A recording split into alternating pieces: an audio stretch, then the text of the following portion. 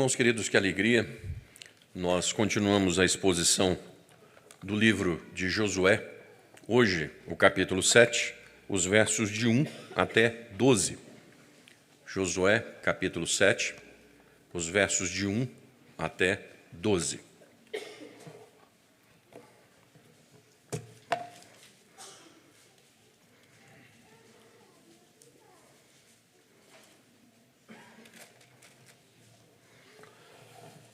Irmãos queridos, de forma alternada, mesmo a congregação assentada como está, por favor, de forma alternada os versos de 1 a 12, quando dizem assim: Mas os filhos de Israel cometeram uma transgressão no tocante ao anátema, pois Acã, filho de Carmi, filho de Zabdi, filho de Zera, da tribo de Judá, tomou do anátema e a ira do Senhor se acendeu contra os filhos de Israel.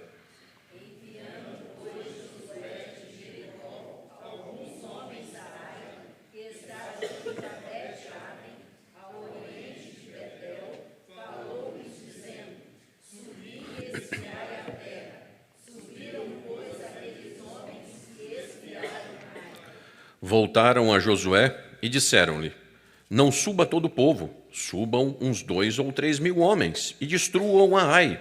Não fatigues ali a todo o povo, porque os habitantes são poucos.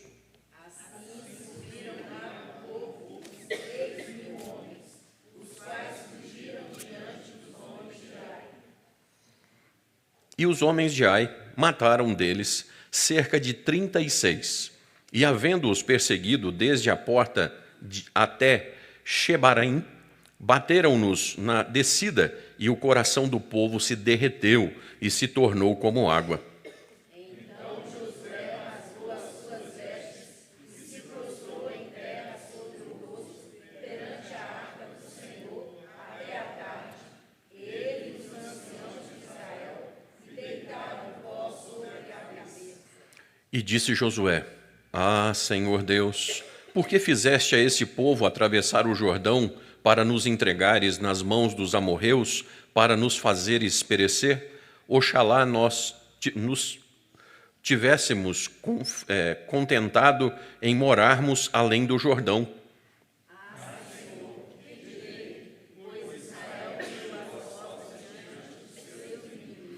Pois os cananeus e todos os moradores da terra o ouvirão, e cercando-nos, exterminarão da terra o nosso nome. E então, que farás pelo teu grande nome?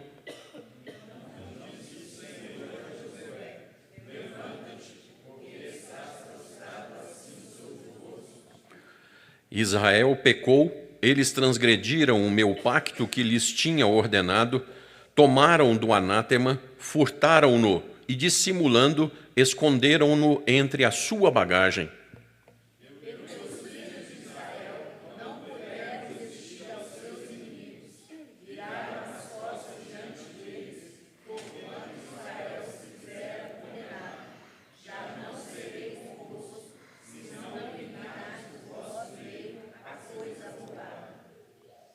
Oremos.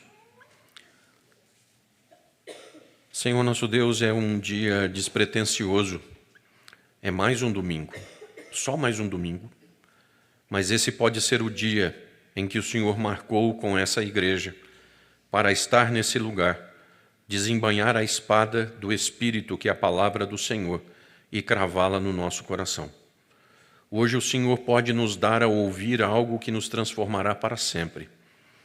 Deus, por favor, que essa palavra não seja de só menos, mas que nós aguardemos no coração.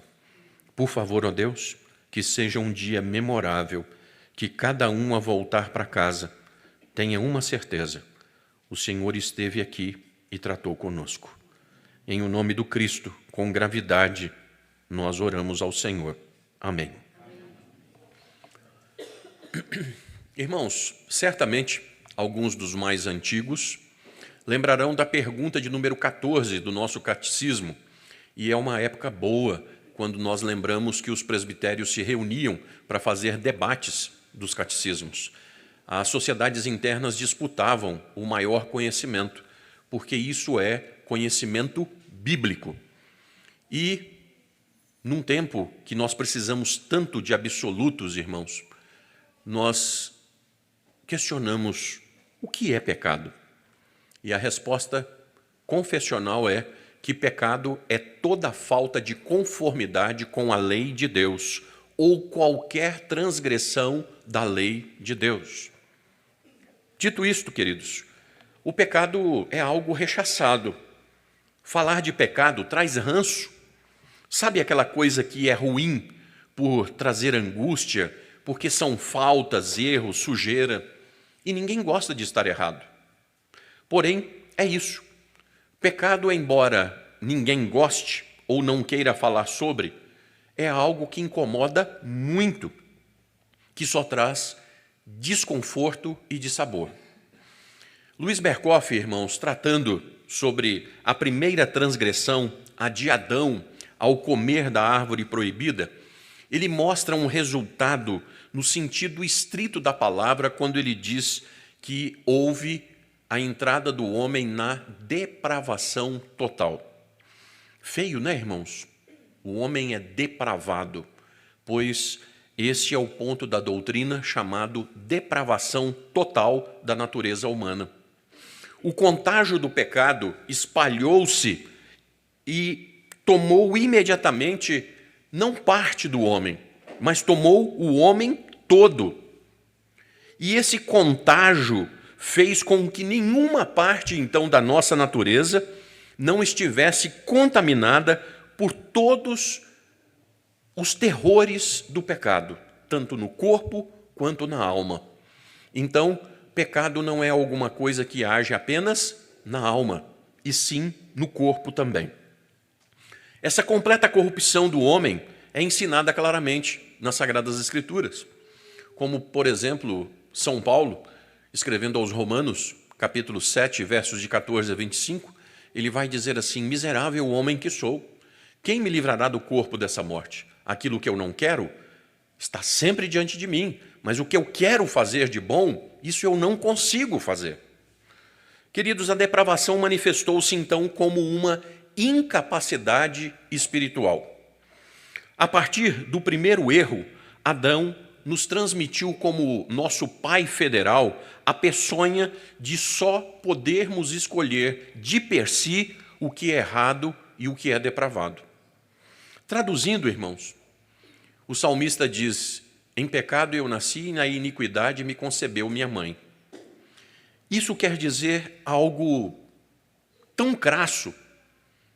Nós temos algumas crianças agora no culto, umas estão dormindo, as outras estão quietinhas, né? Pecadorzinho quieto, isso é bom. Mas, irmãos, os pecadorzinhos chamados crianças, você não tem que ensinar errado. Você tem que lutar muito para ensinar o que é certo. O que é errado, o bichinho já vem com um HD completo. Está sobrando. É terrível. Então, queridos, nós temos um esforço hercúleo para ensinar o que é correto. Por quê? Porque a criança já nasceu em pecado. Irmãos, contrariamente à doutrina romana, nós cremos que toda criança é pecadora, viu, irmãos? Criança não é pura, nunca foi. Então, se criança fosse sem pecado, criança não morreria. Criança morre porque o salário do pecado é a morte, e criança é pecadora. Irmãos, em Isaías 59, 2, nós lemos assim: mas as vossas iniquidades fazem separação entre vós e o vosso Deus, e os vossos pecados escondem o seu rosto de vós, de modo que não vos ouça. Portanto, o Deus que é 3 vezes santo, justo e perfeito, ele não pode coabitar com o pecado.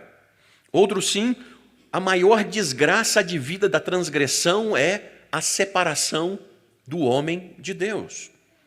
Não adianta você orar se você está vivendo em pecado deliberado.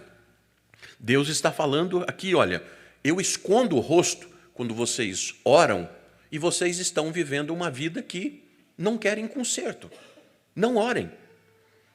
Irmãos, o homem separado do seu Criador, ele fica sem eira e nem beira. Ele perde o sentido da vida. Ele não sabe por que existe. Ele corre atrás do que ele não sabe o que é. Ele bebe muito, ele come muito, ele compra muito e nada faz sentido. O homem sem Deus é um completo sentido de falta de paz, de objetivo e de felicidade. Queridos, nós somos pecadores, não porque pecamos, viu? Como é que é, pastor? Não, irmãos, nós não somos pecadores porque pecamos. Nós somos pecadores porque o pecado reside em nós. O nosso caguete é sempre inclinado a errar, porque isso está aqui dentro. O quanto de esforço você tem que fazer para poder acertar? Mas o quanto você erra sem querer numa coisa que você disse, da forma como você falou, o que você fez. Não, me desculpe, não era bem isso. Mas você acabou de fazer, irmãos. Logo, se não for a atitude de Deus, atitude de religar o homem a si por meio de Cristo Jesus, como mortos em delitos e pecados, nós não conseguiremos. Ou nem quereremos isso, irmãos. Queridos, nós estamos naquele estado de depravação que nós só tenderemos ao mal. E isso aqui, na visão de Santo Agostinho, é o segundo estágio. Então eu preciso esclarecer um pouquinho aqui, eu tenho certeza que vai causar um certo escândalo a algumas pessoas, mas nos procurem depois com todo carinho e amor. O primeiro estágio do homem era o estágio de Adão. Adão poderia escolher fazer o bem e fazer o mal. Adão tinha livre arbítrio. E Adão escolheu o mal. Depois que Adão escolheu o mal, nenhum homem mais tem livre arbítrio. Todos os homens só escolhem o mal. Todos os homens escolhem o mal. O terceiro estágio é quando Cristo entra na vida do pecador e o homem recebe de novo poder. Não é para levitar, para encher o dinheiro do bolso de dinheiro. Não, irmãos. Jesus Cristo nos dá o poder de resistir ao pecado que não terá mais domínio sobre nós. E o quarto estágio da vida do homem é quando, glorificado, nunca mais esse homem pecará. Portanto, nessa noite aqui, irmãos, nós temos apenas dois tipos de pessoas.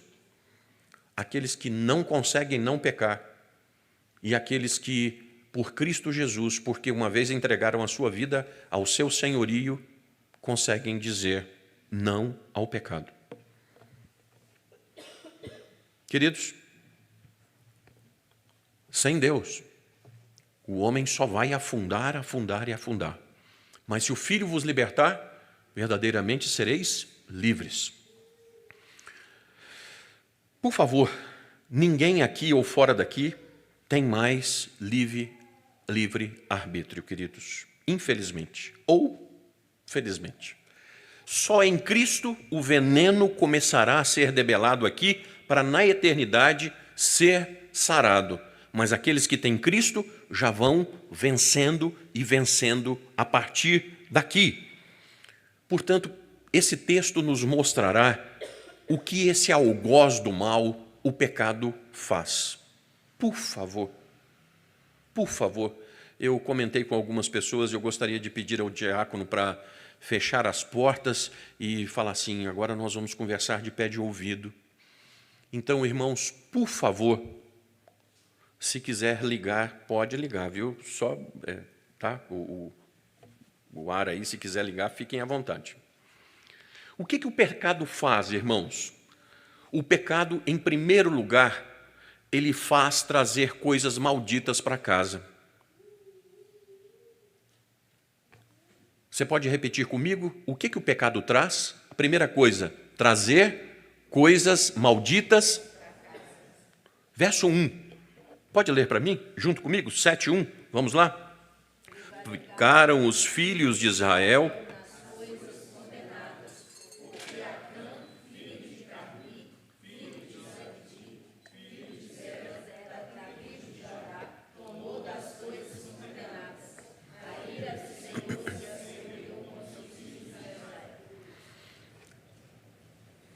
Negócio de prevaricar, bonito esse nome, né? Não é não, viu?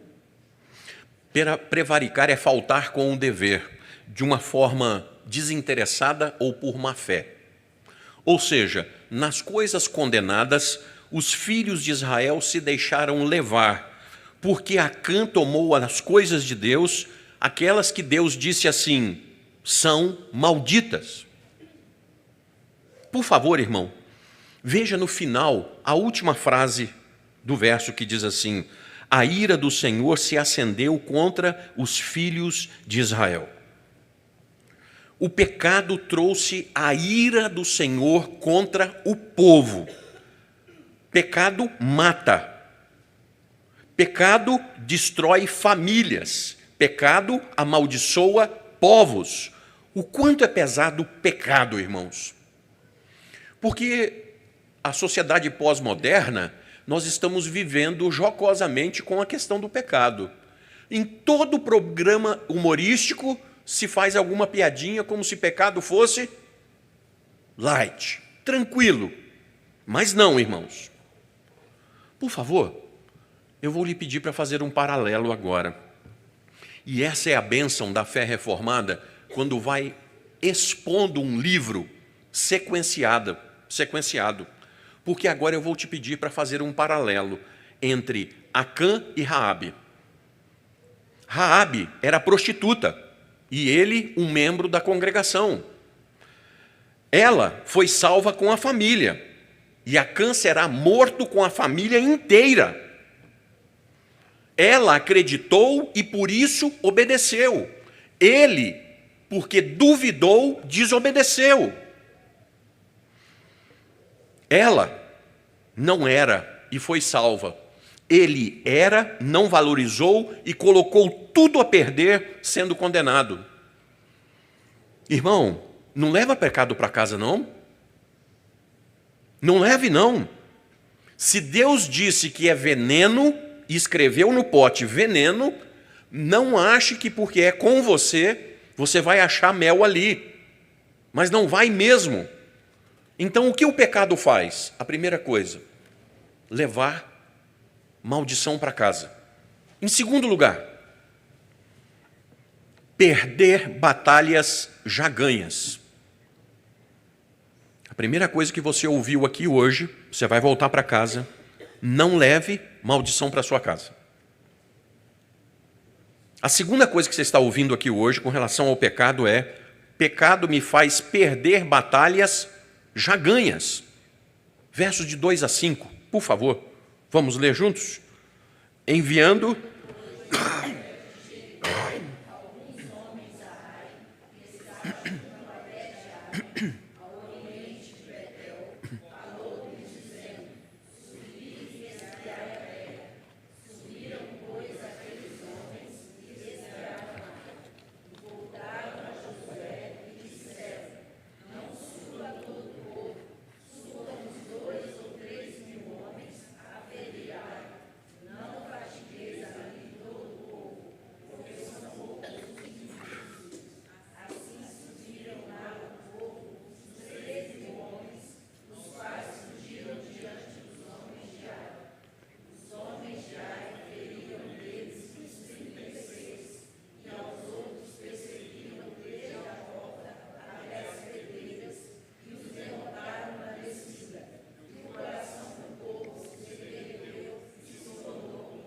até aí, irmãos. No verso 2, nós vemos a continuidade da arte da espionagem. Josué era bom nisso. E se ganha a guerra sim, viu? No verso de número 3, está o relato, irmãos. Não era necessário um efetivo maior do que 2 a 3 mil homens. Nós estamos diante de uma congregação de 3 milhões de pessoas. O que são 3 mil homens? 2 mil homens? Nada. Manda um tiquinho de gente para lá, se fosse mineiro, né? Mande um tiquinho de gente para lá que dá conta, isso é fácil. No verso de número 4, irmãos, é isso mesmo. Só que o exército do Deus vivo correu. 36 mortos, porque o salário do pecado é a morte. 36 mortos. E no final do verso de número 5, o coração do povo se derreteu e se tornou como água. Zanini diz que a guerra traz muito sofrimento. O que pode melhorar a moral da tropa é ter esperança. Só que esperança quem coloca no coração é Deus. Irmãos, não adianta tarjinha preta. Eu vou repetir do púlpito dessa igreja. Não adianta tarja preta. Em paz me deito e logo pego no sono, porque só tu, Senhor, me fazes repousar seguro. Zolpidem virou uma Zumbilândia. Nós estamos com o Conselho Regional de Medicina em Belo Horizonte com os cabelos para cima, por causa do uso de Zolpidem nessa cidade. E a quem pese o Rivotril, né? Então, irmãos, quem coloca esperança no coração? Tá bom. Quem enche de força o ser humano? Da onde vem, irmãos? Procede do Senhor. Os remédios são necessários, hein? Pela manhã, nós estudamos em Tiago. Unja com óleo, dê o remédio, leve para o médico, mas é a oração da fé que restaurará o enfermo. Quem cura as pessoas não é remédio, é Deus, hein? Usando o remédio, o médico e etc. Mas esperança no seu coração, noite de paz, eu quero pedir à igreja que, por favor, ouça com tudo que pode, porque nós estamos vivendo um inferno de ansiedade. Bom, irmãos, diante do verso de número 5, os israelitas foram feridos na descida. Você já tentou parar alguém vindo te pegar de morro abaixo? Vai lá para ver se você dá conta, alguém vindo de cima, em cima de você. Então, o povo israelita, perna para quem te quero, porque amedrontados eles começaram a descer a ladeira e quem vinha de cima falou, pois agora vocês vão descer mesmo. Vai de morro abaixo, né? Pecado na vida, irmãos, é a razão de perdermos esperanças e batalhas. Pecado na vida é razão de perdermos esperanças e batalhas. Famílias, amizade, saúde e paz. Irmãos, nós temos duas coisas aqui agora. Eu vou usar uma apelação do púlpito, pelo amor de Deus. Duas coisas. Ou você acredita que Deus te lavou e te limpou de todo o pecado, ou você tome uma atitude hoje, dizendo assim, Senhor, eu quero ficar livre disso tudo. Porque se você está em Cristo, é nova criatura, as coisas passaram, os seus pecados foram todos pagos. Você vai dizer ao seu coração, quando o inimigo começar a soprar, você lembra do que aconteceu, você lembra do que você fez, você lembra do que você era? E você vai dizer assim, fiz, aconteceu. Mas aquele que está em Cristo é uma nova criatura, as coisas velhas passaram, eis que tudo se fez novo. E quem tentará acusação contra os eleitos de Deus, se é Ele quem os livra? Então saia daqui hoje com a novidade de vida. Não carregue o peso mais de um pecado que você confessou. Agora, se você está vivendo vida dupla, você vai continuar perdendo batalhas até o dia que você disser assim, eu não aguento mais só andar para trás. Irmãos, eu tenho bradado desse púlpito. Temos jovens. Pastor, fulano de tal tem uma vida livre, não engravida. Fulano de tal tem vida livre, ele puxa um baseadinho, dá nada para ele. No dia que você entrar, você se acaba. Dizem que o executivo, irmãos, foi segurando as pontas, né? Mas as propostas são muitas, irmãos. Propostas são muitas. E num dia, o sujeito cedeu, numa viagem de negócio, ele cedeu. As moças mandam os books, né, para o sujeito dar uma olhada, ele escolheu, ela chegou no hotel, eles ficaram juntos. E aí, de manhã cedo, ele acorda, ela já tinha ido embora. Mas foi embora sem receber? Eu devo ser bom demais, né? Devo ser o cara. Aí ele levanta e vai até o banheiro. E estava escrito de batom no espelho. Bem-vindo ao mundo da AIDS.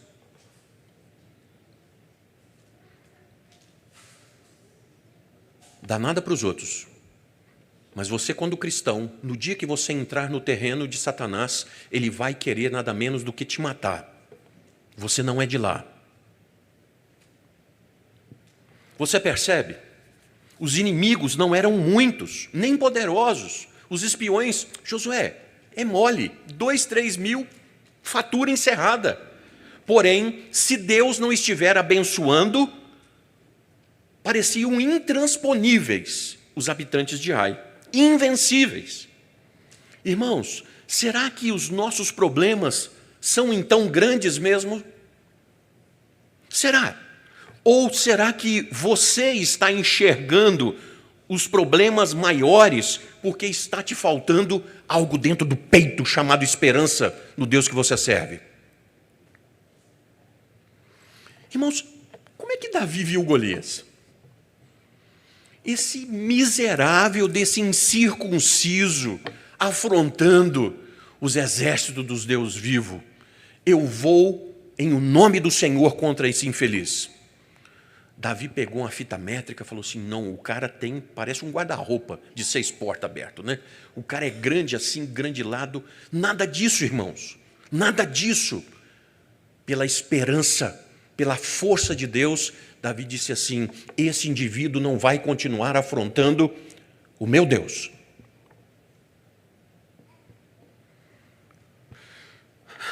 Irmão, vida nova com Deus traz ganhos. Batalhas novas sendo vencidas. Pode ter sido até aqui, mas daqui para frente não, Senhor. Daqui para frente é novidade de vida. Eu largo tudo para trás e sigo com o meu Deus. O que fica para trás pode ter sido uma vergonha, mas foi até ali, e ali ficou. Daqui para frente é novo.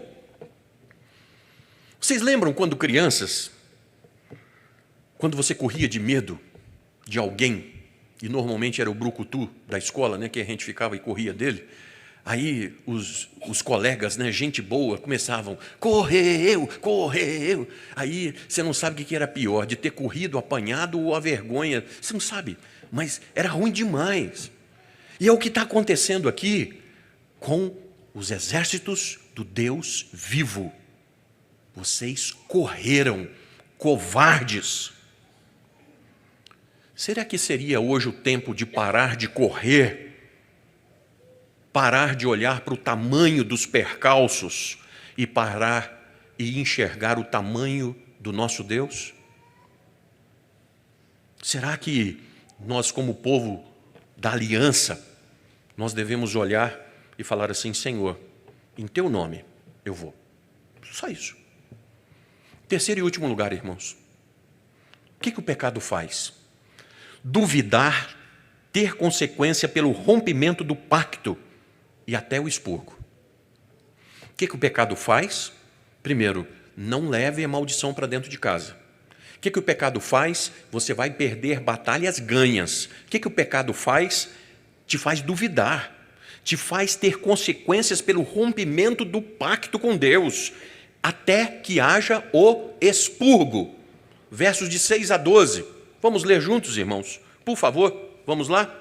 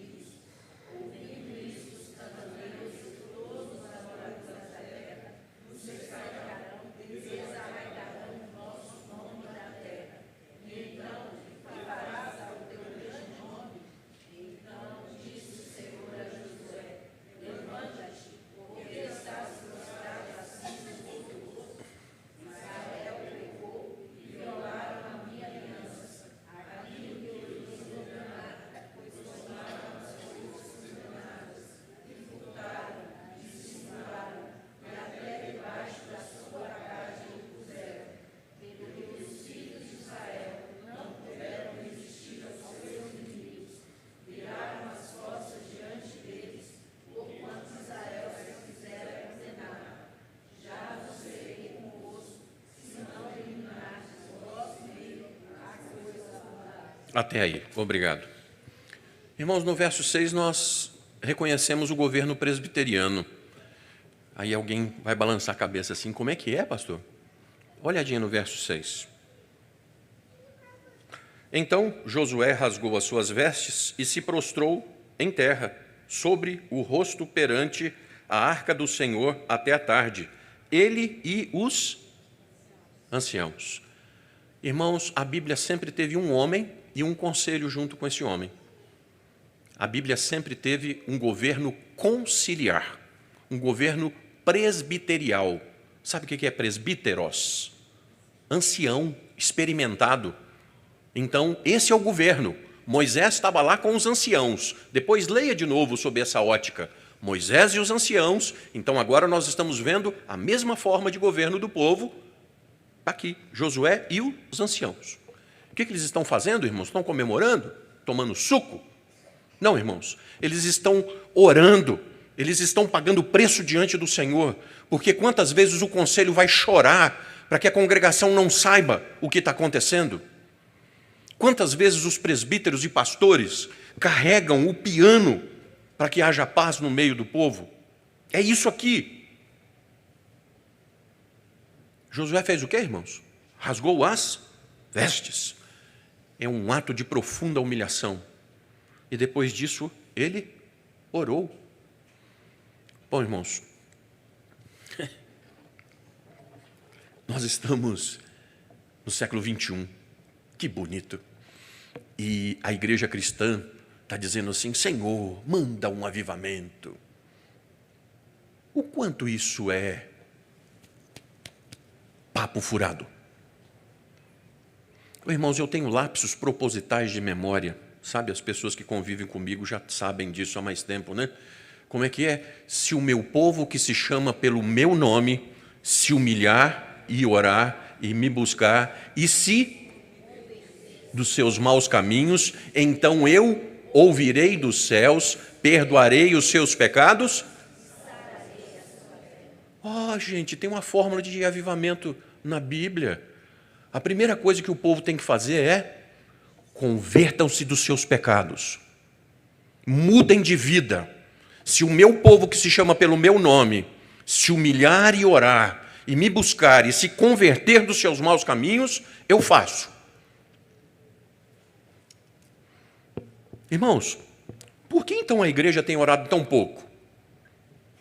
Soninha chegou de Campinas, não está aqui não, mas eu queria, porque é uma canelada assim, né, com muito amor, tá, irmãos? Sabe aquela canelada de cima para baixo, quando a chuteira pega assim na canela e vai raspando? Sim, os homens sabem o que eu estou dizendo. Qual foi a última vez que você esteve numa vigília de oração? Qual foi a última vez que você esteve em oração por horas? Bom, irmãos,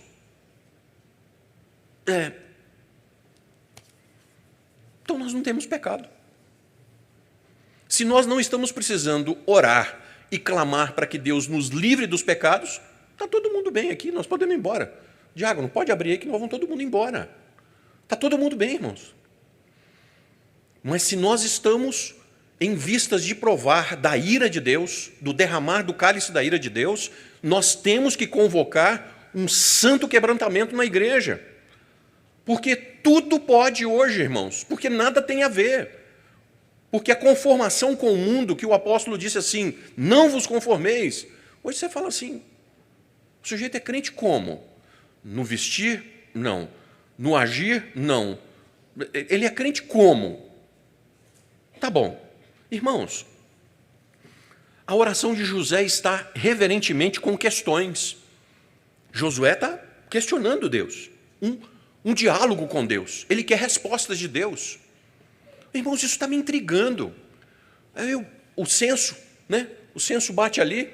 Ah, não, pastor, aqui eu não vou perguntar a religião, não. Porque todo mundo vai dizer que é cristão. Beleza. Meu irmão, se você é cristão, existe um Cristo vivo na sua vida. Você conversa com Ele? Você obtém respostas do Senhor Jesus? Porque todos os vultos das Sagradas Escrituras fazem como Josué. Senhor, o que está acontecendo? Por que nós corremos dos inimigos? Por que nós não ficamos antes do Jordão para nós não sermos envergonhados, Senhor? Josué coloca a sua maior preocupação. Qual é a maior preocupação, irmãos? Verso de número 9. Dê uma olhadinha, por favor. Ouvindo isto, e todos os moradores da terra, e então, irmãos, a preocupação de Josué, no final das contas, é o seguinte: Deus dos exércitos, como é que vai ficar o seu nome nessa história? Somos nós, não. É o teu nome da glória. Como crente, meu irmão, eu não vou pecar. Eu não vou pecar. Eu amo a minha esposa. Mas eu não peco, em primeiro lugar, não é por causa dela, é por causa do Deus que eu sirvo. Então, quando eu não faço alguma coisa, Senhor Deus, é o teu nome que está aqui, ó, nas minhas costas. Quando eu passo ali na rua, ô pastor. Então, irmãos, o que será do teu grande nome quando os outros povos incentivados vierem sobre o teu exército, Senhor? Sim, então pecado gera algo irreparável. 36 mortes, mas um mau testemunho, sobretudo perante quem não é povo de Deus. Senhor, como é que vai ficar o teu testemunho diante daquelas pessoas que nem te conhecem, mas tesouram? Olha lá, aos crentes. Davi, o que você fez em segredo, eu vou fazer na frente de todo mundo, para que o mundo inteiro saiba que eu não coaduno com o que você fez. Irmãos, por favor, você vai voltar para casa hoje e eu gostaria que você ficasse agora uns 3, 4 dias sem dormir mesmo. Ah, pastor, eu sou um crente. Crente é aquele que crê na palavra de Deus. Mateus 7, 7, 8. Pedi, buscai, batei, porque todo aquele que pede, todo aquele que busca, todo aquele que bate. É verdade, meu irmão? Ah, pastor, é verdade. O quanto você está pedindo? O quanto você está buscando? Eu sou um crente. Tá, irmãos, e aqui, ó, não estou falando da casa nova, do carro novo, não estou falando nada disso, não. Estou falando do seguinte, de uma vida santa. Josué está preocupado com o santo nome da glória de Deus. Senhor, me responda, por quê? Verso 10, irmãos. Verso 10. Vamos ler juntos o verso 10? Então disse o Senhor a Josué.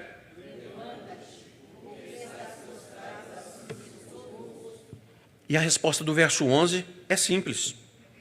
Diz assim: Israel pecou e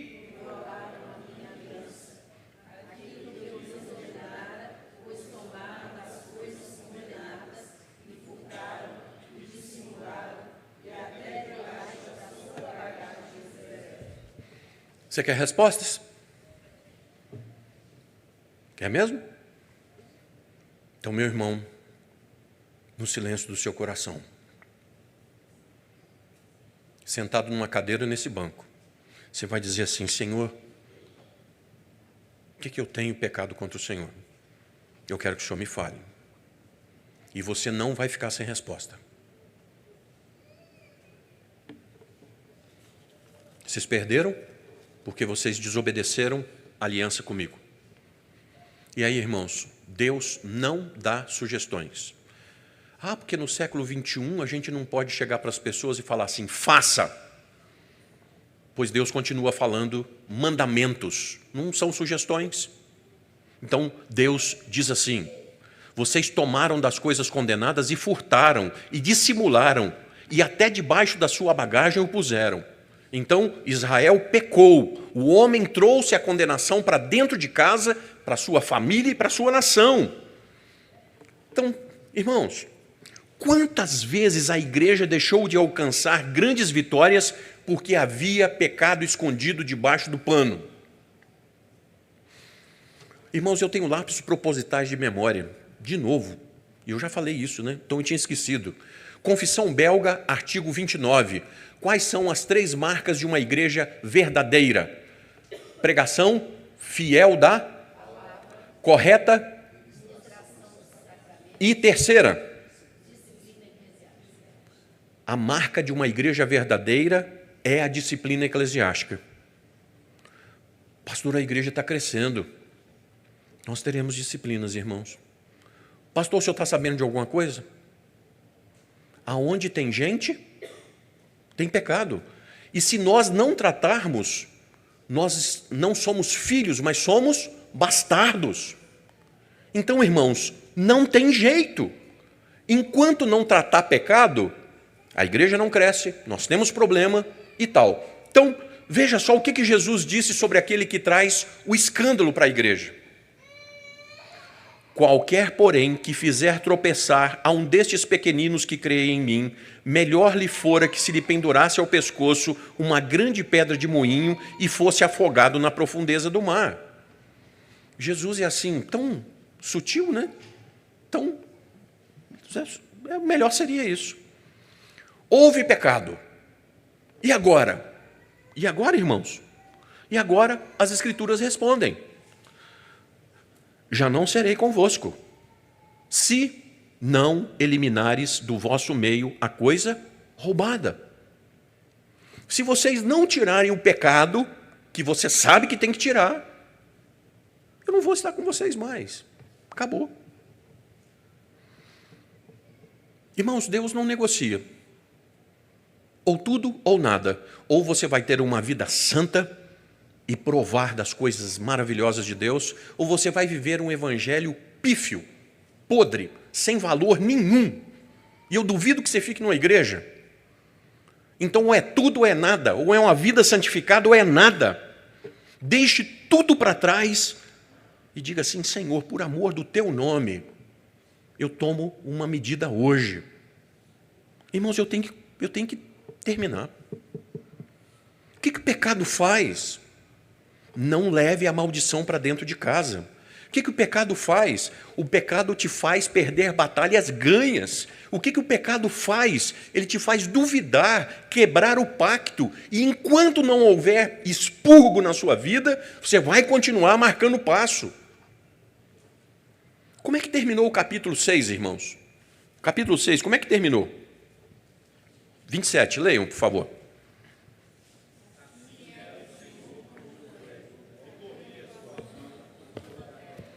Irmãos, o homem cuja fama corria por toda a terra, viu agora tudo caindo por terra. Por quê? Pecado. Vou fazer o seguinte. De vez em quando agora eles estão pegando uns serial killers por aí, né? O sujeito matou 30 e tantos, o sujeito botava a gente do freezer, ia comendo uns pedacinhos ao ponto, mal passado, pedófilo, o que você quiser. Aí você vai falar assim: gente, mas por que isso? Você volte para casa hoje tendo a resposta, viu? A origem de toda a maldade desse mundo procede de pecado. O dia que Adão abriu aquela porta do inferno, irmãos, vocês não sabem o tamanho do que agravou.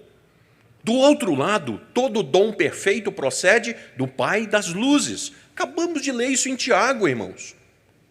Todo mal advém de pecado, e não há quem peque.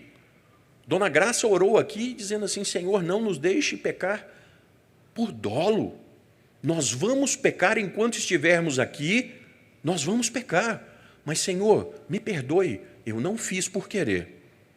Aconteceu. Que seja assim, meu irmão. Quando Deus está irado contra o pecado, não importa que Josué, seu escolhido, que o conselho, que quem for tiver na frente, irmãos. Me mostre um personagem bíblico que Deus... Não, você é meu querido, vou tratar você diferente. Não, irmãos, não tem isso. Portanto, você que tem recebido confiança, meus irmãos com os quais eu divido a liderança dessa igreja, oficiais da igreja, líderes das sociedades internas, membros, se você falhar, qual é o tamanho do estrago na congregação dos santos? Você que é pai, você que é mãe, você recebeu a confiança do seu cônjuge. Aí você está envolvido num caso. Como é que você vai olhar para os seus filhos? Porque um dia você esteve aqui e jurou: Senhor, eu vou servir de exemplo para o meu filho, para que ele seja teu servo. Como é que você vai olhar para a sua igreja? Como é que você vai olhar para a sua esposa? Um dia você esteve aqui, ó.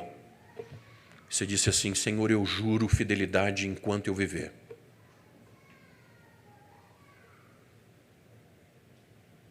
O mundo inteiro terá valido o seu lar, meu irmão? O mundo inteiro terá valido o escândalo na igreja do Senhor?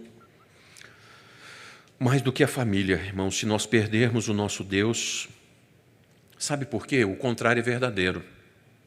Se nós perdermos tudo e nós tivermos Deus, nós vamos sair lá na frente. Tudo.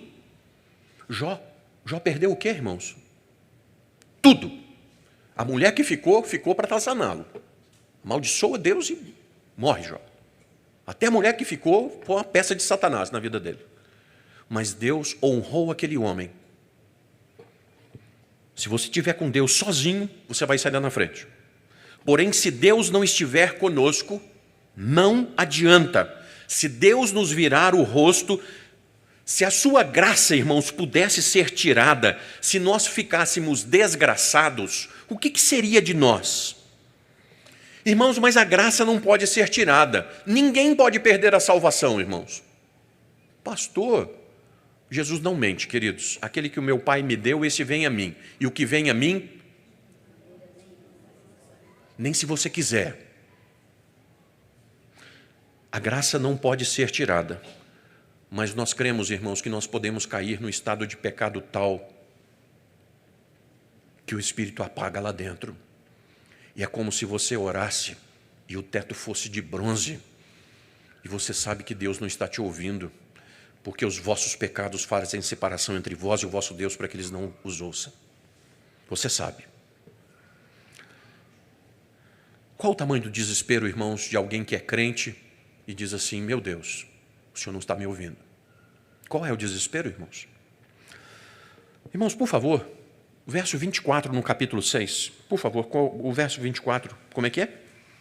Porém, a cidade e tudo quanto...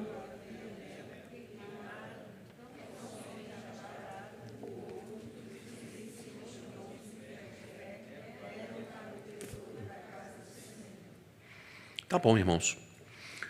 Acã chega lá com a espada na mão e diz assim: eu não posso ser clemente com ninguém. Deus me mandou matar tudo. Homem, mulher, criança, animais. E Acã é um servo de Deus. Ele mata todo mundo. Mas aí ele olha e fala assim: ah, mas isso aqui eu vou levar para mim. Não pode haver clemência com vidas. Aquilo que nós fazemos de errado, ah, mas isso é um pecadinho só. Mas as outras pessoas morrerem, pode. O escândalo na congregação dos santos, pode. Tudo pode. Mas o meu pecado é sempre pequeno, porque eu sempre tenho motivos para tentar justificar o injustificável. Então, irmãos, o pecado traz cegueira. O pecado, ele traz uma impotência de você vencê-lo sozinho. Cego, você não está mais, não. Se você não conseguiu enxergar hoje, rapaz,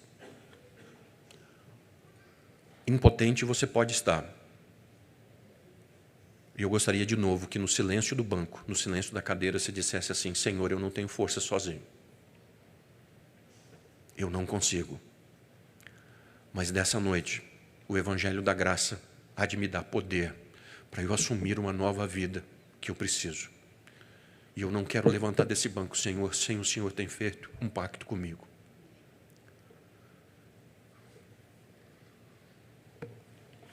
Reverendo Ricardo, o senhor nos dirige, por favor.